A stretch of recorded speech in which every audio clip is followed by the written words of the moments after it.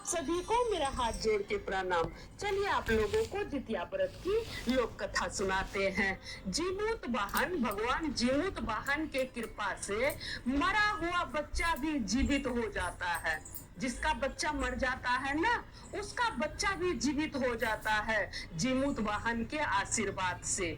जिस भी महिला को जीमूत वाहन भगवान का आशीर्वाद रहता है, मिलता है, उसके बच्चे मर के भी नहीं मरते हैं। ये बात बिल्कुल सत्य है। जितिया व्रत जो है बहुत प्रभावशाली व्रत है। इस व्रत के करने से बच्चे मर के भी नहीं मरते हैं। तो चलिए आप लोगों को जीमूत वाहन की कृपा की कथा सुनाते हैं। भगवान जीमूत वाहन की कृपा की कथा सुनाते हैं कि कैसे भगवान जीमूत वाहन के कृपा से एक माँ का बच्चा मर के भी बच गया। बहुत सुंदर कथा है, अंत तक सुनिएगा। पहले तो आप सभी लोगों को जितिया व्रत की ढेर सारी शुभकामनाएं। तो चलिए दीदी लोग जितिया की कथा आप लोगों को सुनाते हैं, अंत तक सुनिएगा। दो भाई बहन था। भाई अमीर था और बहन गरीब थी। बहन जो थी वो गरीब थी, माता पिता नहीं थे।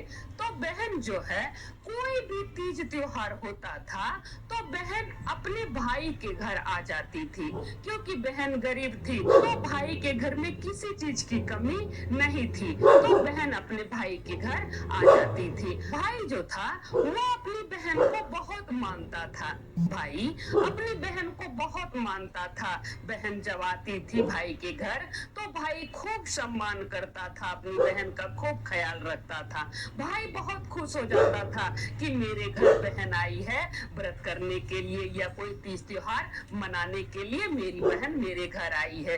ये सोच के भाई पूरा खुश रहता था। अब देखिए भाभी को पसंद नहीं था। भाई तो खुश रहता था लेकिन भाभी को पसंद नहीं था। बहन जो आ जाती थी ना तो भाभी को बिल्कुल भी पसंद नहीं था। अब देखिए धीरे धीरे समय गुजरा, बहन को एक लड़का हुआ। जब बहन को लड़का हुआ और जितिया व्रत का समय आया तो बहन अपने भाई के घर आ गई। जैसा कि वो हमेशा आती थी, हर एक तीज त्योहार में अपने भाई के घर आ जाती थी। तो क्या की बहन जब उसको एक लड़का हुआ तो वो अपने भाई के घर आ गई जितिया व्रत मनाने के लिए। अब जितिया व्रत के दिन उसका भाई फल फूल डलिया सब कुछ ला दिया, सारा इंतजाम कर दिया। बहन कथा भी सुन आई, जितिया का व्रत विधि पूर्वक बहन पूरा की। फिर बहन अपने घर चली गई। फिर देखिए समय बीता, फिर बहन को एक लड़का हुआ। फिर बहन को एक लड़का हुआ। अब बहन को दो लड़का हो गया। तो बहन दोनों बच्चा को लेके जितिया व्रत मनाने के लिए फिर भाई के घर आई। बहन फिर भाई के घर आई जितिया व्रत मनाने के लिए, व्रत करने के लिए। फिर भाई उसी तरह डलिया ला दिया, फल फूल पूजा की सारी सामग्री अपनी बहन को लाके दिया। उसकी भाभी नहीं पसंद करती थी, उसकी भाभी को एक भी संतान नहीं था। भाभी जितिया का व्रत नहीं करती थी क्योंकि उसको एक भी संतान नहीं था। तो भाई कहता था कि बहन तुमको दो संतान हो गया है, दो लड़का है, एक लड़का तुम हमको दे देना, अपना एक लड़का तुम हमको दे देना। तो भाभी कहती कि नहीं नहीं, हम क्या करेंगे इनका बेटा को लेके, आपकी बहन का लड़का हम नहीं लेंगे, लेना ही होगा तो हम अपने भाई का बच्चा लेंगे गोद, इनका बच्चा क्यों लेंगे, हमको नहीं लेना है इनका बच्चा। भाभी मना कर देती थी। फिर देखिए धीरे धीरे समय बीता, बहन को फिर एक लड़का हुआ। अब बहन को 3 लड़का हो गया। बहन फिर जितिया का जब समय आया तो अपने पति से बोली कि सुनिए हम जा रहे हैं जितिया व्रत करने के लिए अपने भाई के घर। जैसा कि वो हर साल जाया करती थी, कोई भी तीज त्योहार होता था तो वो जाती ही थी। तो वो अपने पति से बोली कि हम जा रहे हैं बच्चों को लेके जितिया का व्रत करने के लिए अपने भाई के घर। तो पति भी उसको मना नहीं किया। अब पति तो जानता ही था कि मेरी पत्नी हर साल जाती ही है अपने भाई के घर व्रत करने के लिए, तो पति भी मना नहीं किया। अब देखिए बहन क्या की, तीनों बच्चों को लेकर अपने भाई के घर गई। जितिया व्रत करने के लिए। जब जितिया व्रत का दिन आया तो भाई फल फूल डलिया जैसे हर बार लाके देता था, भाई सब कुछ लाकर दिया अपनी बहन को। अब बहन जो है जितिया का व्रत की, जितिया व्रत के दिन जितिया का व्रत की, और बहन चली गई नदी नहाने के लिए। अपने बच्चों को भाभी के भरोसे छोड़ दी। अपनी भाभी से बोली कि भाभी बच्चों को देखिएगा, हम जा रहे हैं नदी नहाने के लिए, फिर हम जल्दी ही आ जाएंगे, नदी नहा के कथा सुन के जल्दी ही आ जाएंगे। तो भाभी बोली ठीक है जाइए, बेमन से भाभी बोली ठीक है जाइए, हम देख लेंगे। अब जो है वो तो चली गई नदी नहाने के लिए। और वहां पर क्या हुआ, जब नदी में वो स्नान की, पूजा पाठ की वहां पर, तो वहां महिला लोग कथा कहने लगी। तो वो बैठकर सुनने लगी, वो बैठकर कथा सुनने लगी। अब देखिए जितिया के व्रत में कथा जरूर से सुनना चाहिए। जितिया व्रत की बहुत सारी कथाएं हैं। तो महिला वहां पर बैठ के कथा कहने लगी। बहुत सारी जो महिला थी वो कथा सुनाने लगी। वहां ढेर सारी महिला थी तो सब महिला अपना अपना कथा सुना रही थी। अब जो है वो कथा सुनने लगी, बहन जो थी वो बैठ के कथा सुनने लगी। और जब कथा सुनने लगी तो देखी कि लेट हो रहा है, मेरा छोटा बेटा अभी बहुत छोटा है, दूध पीता है, सो हमको जाना पड़ेगा। तब जो उसके साथ महिला थी तब वो कहती है अरे रुको ना, तुम्हारी भाभी घर में है ना, तुम्हारे बच्चों को देख लेगी, अभी क्या करोगी वहां जाकर, वैसे भी तो खाना पीना कुछ नहीं है, जितिया का व्रत तो निर्जला होता है। तो उसको समझाई जो उसके साथ गई थी कि खाना पीना तो कुछ है नहीं, थोड़ा देर यहीं रुक जाओ, कथा सुनो, अच्छा लग रहा है, भजन कीर्तन हो रहा है, अच्छा लग रहा है, तुम्हारे बच्चों को तुम्हारी भाभी देख लेगी। तो वो रुक गई, उसका कहना मान ली और वो रुक गई, कथा सुनने लगी। अब इधर देखिए जो उसका छोटा बेटा था ना, उसको भूख लग गया, उसको भूख लग गया, दूध पीता बच्चा था, उसको भूख लग गया तो वो रोने लगा, भूख के मारे वो रोने लगा। अब जो है जब वो रोने लगा बच्चा, तो उसकी मामी क्या की, गुस्सा में आकर बच्चा को उठाकर पटक दी, बच्चा को उठाई और जोर से पटक दी। जैसे बच्चा को पटकी बच्चा मर गया, इतना जोर से पटकी वो कि बच्चा मर गया। जब बच्चा मर गया छोटा बच्चा, तभी बड़ा बच्चा वहां आकर देखता है कि मामी मेरा छोटा भाई को पटक कर मार दी। तो वो मामी से लड़ने लगता है कि आप मेरा भाई को क्यों मारी, आप मेरा भाई को क्यों मार दी, मेरा भाई को जान से मार दी पटक के, मेरी मामी जान से मार दी मेरे भाई को पटक के, वो चिल्लाने लगा। आप देखिए उसकी भाभी को और गुस्सा आ गया और बड़ा लड़का को भी इतना जोर से मारी, इतना जोर से उसको भी पटकी कि वो भी मर गया, बड़ा बेटा भी मर गया और छोटा बेटा भी मर गया। अब दोनों का आवाज सुनकर, बड़ा बच्चा और छोटा बच्चा का आवाज सुनकर मझला लड़का आया और वो देखता है कि उसका बड़ा भाई मरा हुआ है और छोटा भाई मरा पड़ा है और मामी मार दी। अब वो चिल्लाने लगा कि आप मेरे भाई को क्यों मार दी, वो झगड़ा करने लगा, लड़ने लगा मामी से। तो मामी मझला लड़का को भी उठा के इतना जोर से पटकी, उसको भी मारी पीटी और इतना जोर से पटकी कि वो भी मर गया। अब देखिए तीनों बच्चा मर गया, तीनों को उसकी मामी जान से मार दी। उसका तो खुद का बच्चा था नहीं, उसको कहां से मोह माया रहेगा, बच्चा रहता है तब तो मोह माया आता है। अब उसकी मामी इतना निर्दयी थी कि तीनों बच्चा को पटक पटक कर मार दी। अब तीनों बच्चा जब मर गया तो वो क्या की, 3 बोरी ली और तीनों बोरी में एक एक बच्चा को भर दी और 3 कमरा में जाके छुपा दी। तीनों बच्चा को बोरी में भरकर और 3 कमरा में जाकर छुपा दी। अब देखिए ये सब जो है मामा देख लिया, बच्चे का मामा देख लिया कि मेरी पत्नी मेरा तीनों भांजा को मार दी। अब जो है वो सन्न रह गया, वो पत्थर के जैसा बन गया, होता है ना सील हो जाता है आदमी, तो वो सील हो गया कि काटे तो खून न जाए। अब वो देखते रह गया, वो कुछ नहीं बोल पा रहा था। वो क्या बोले, वो एक जगह बैठ गया और सुन्न हो गया, सील हो गया, बैठ के वो पत्थर के तरह हो गया। अब देखिए, जब उधर पूजा पाठ खत्म हो गया तो बहन आई अपने भाई के घर और अपनी भाभी से कहती है कि भाभी, बच्चे नहीं दिख रहे हैं, मेरे बच्चे कहाँ हैं, कोई दिख नहीं रहा है। तब उसकी भाभी कहती है कि आपके पति आए थे, बच्चे कहाँ से दिखेंगे, आपके पति आए थे, आपके तीनों बच्चों को लेकर चले गए, आपके तीनों बच्चों को आपके पति लेकर चले गए।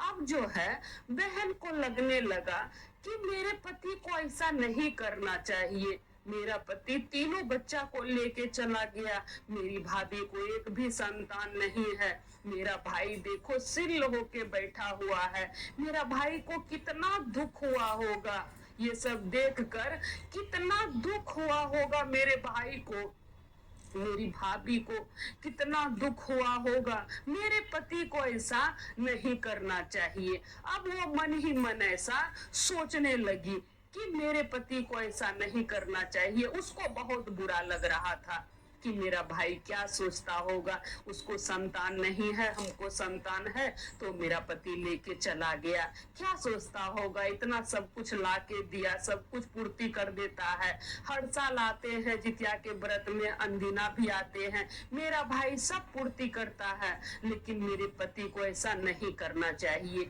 वो मन ही मन सोचने लगी और जितमान बाबा से प्रार्थना करने लगी, भगवान जीमूत वाहन से प्रार्थना करने लगी कि हे जीमूत वाहन भगवान, मेरे पति को सद्बुद्धि दीजिए, मेरे पति को ऐसा नहीं करना चाहिए। अब देखिए, वो सच्चे हृदय भाव से जितिया का व्रत रखी थी, विधि विधान से जितिया का व्रत वो कर रही थी, तो भगवान जीमूत वाहन को उस पर दया आ गया, भगवान जीमूत वाहन को उस पर दया आ गया। तब भगवान जीमूत वाहन वहां पर उसके पति के रूप में प्रकट हुए, उसके पति के रूप में वहां प्रकट हुए। जब वो अपने पति को देखी, उसको पता नहीं था कि जीमूत वाहन मेरे पति बनकर आए हैं। जैसे वो अपने पति को देखी, तब अपने पति से कहती है कि आप मेरे बच्चे को लेकर क्यों चले गए, मेरा बच्चा कहाँ है, आपको ऐसे नहीं लेके जाना चाहिए, मेरी भाभी क्या सोचती होगी, मेरा भाई देखिए सिल बैठा हुआ है, कुछ नहीं बोल रहा है, आपको ऐसा नहीं करना चाहिए।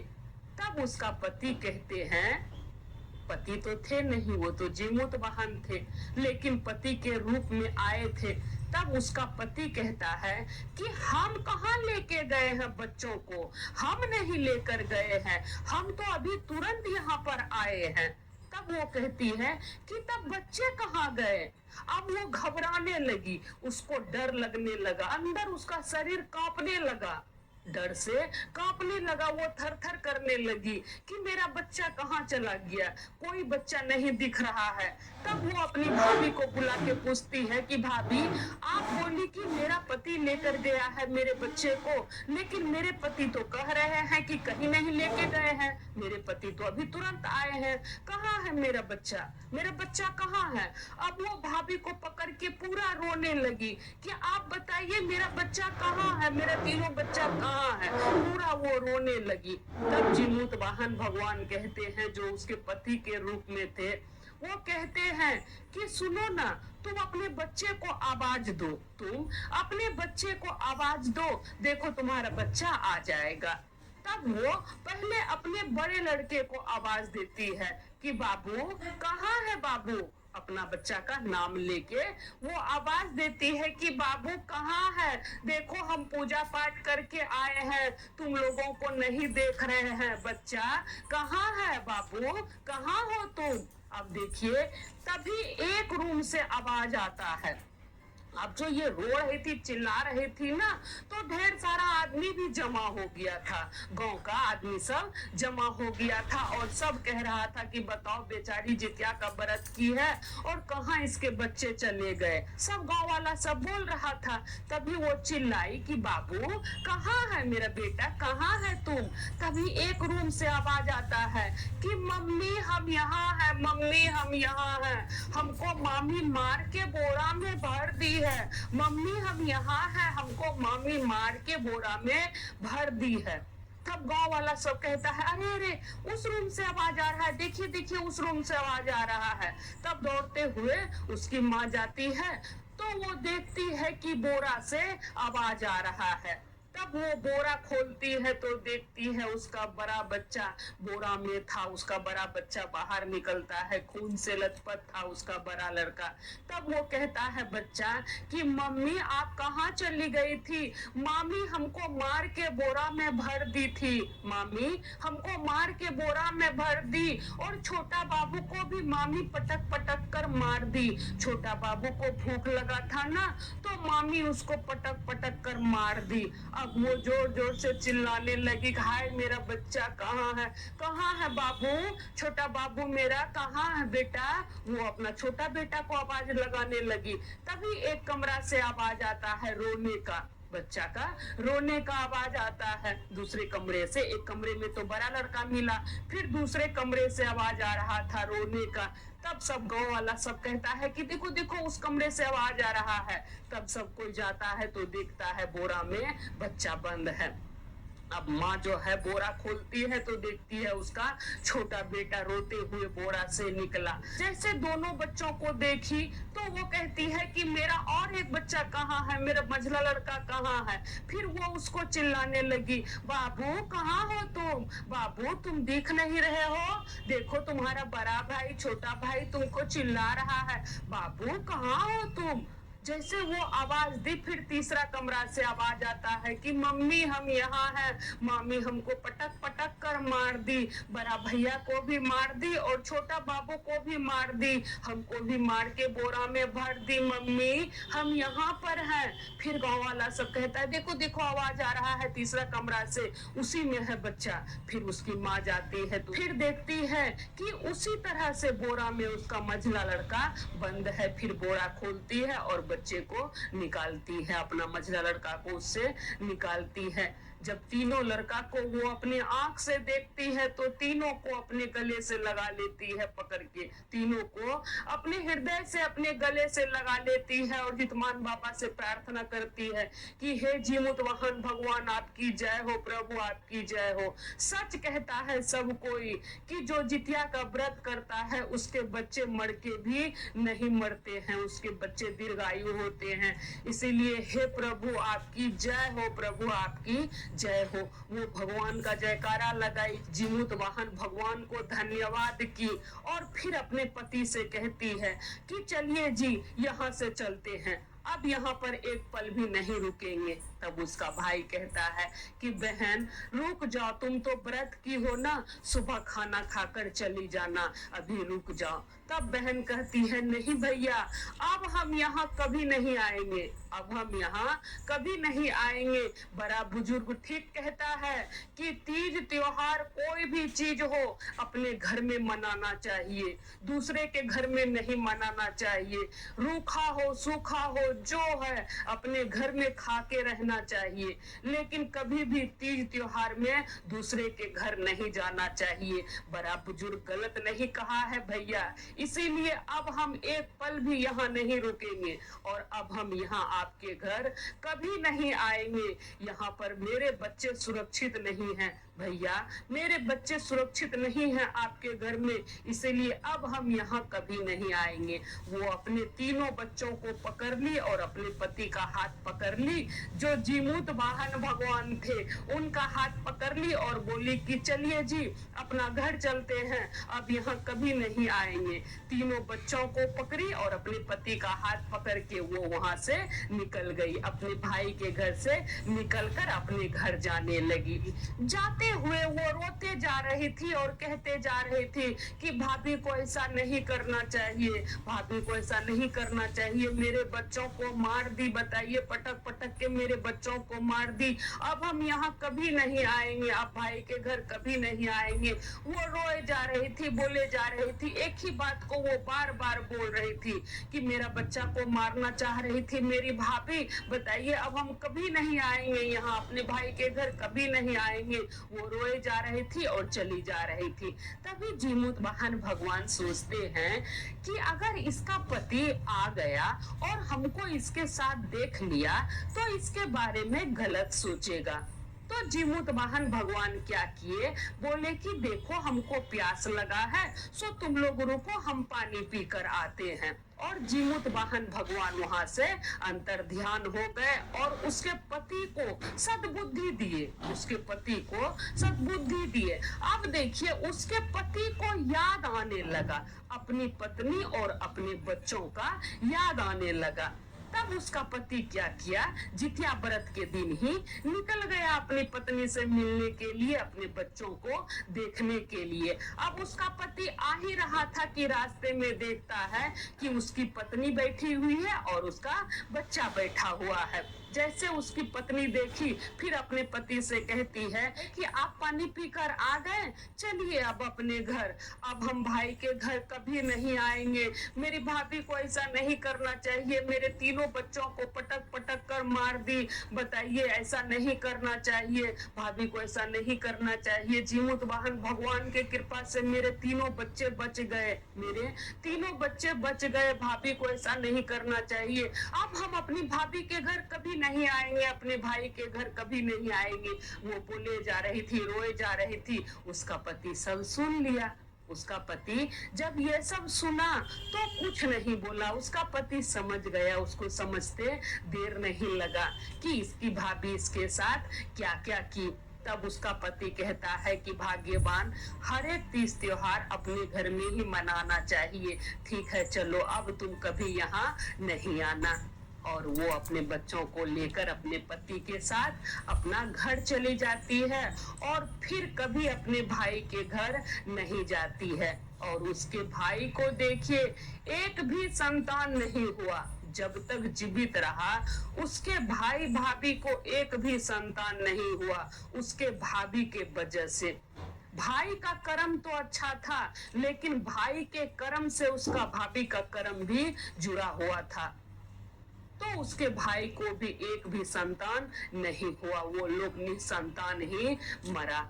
और इधर उसकी बहन सब सुख भोगी, इस संसार का सब सुख भोगी जीमूत वाहन भगवान के कृपा से। उसके तीनों बच्चे खूब दीर्घायु हुए और अपने जीवन में खूब उन्नति किया। तो हम भी जितवान बाबा से कहते हैं कि हे जीमूत वाहन भगवान, जैसे उस महिला के बच्चे मर के भी नहीं मरे, उसको जीवित कर दिए, उसको दीर्घायु होने का वरदान दिए, उसी तरह हम सभी के बच्चों को भी दीर्घायु होने का वरदान दीजिएगा जीमूत वाहन भगवान।